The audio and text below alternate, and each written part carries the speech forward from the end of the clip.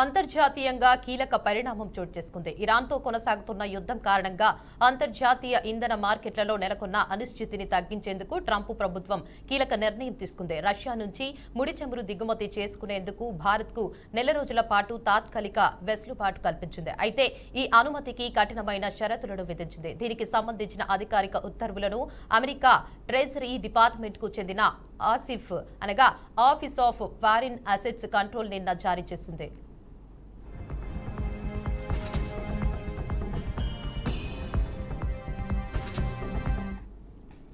ఈ తాత్కాలిక లైసెన్స్ ప్రకారం ఈ నెల 5వ తేదీకి ముందే నౌకల్లోకి లోడ్ చేసిన రష్యా ముడి చమురు లేదా పెట్రోలియం ఉత్పత్తుల లావాదేవీలకు మాత్రమే ఏప్రిల్ 4వ తేదీ వరకు అనుమతి ఉంటుంది. ఈ చమురును కేవలం భారత ఓడరేవులకు మాత్రమే చేర్చాలి. కొనుగోలు చేసే సంస్థలు కూడా భారత చట్టాల ప్రకారం నమోదైనవి అయి ఉండాలి.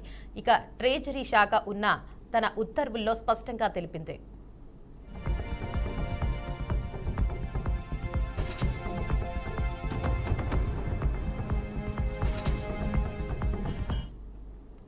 అంతర్జాతీయ మార్కెట్లోకి చమురు ప్రవాహం కొనసాగేలా చూసేందుకే ఈ తాత్కాలిక 30 రోజుల మినహాయింపు ఇస్తున్నామని అమెరికా అధికారిక బాసెంట్ అన్నారు.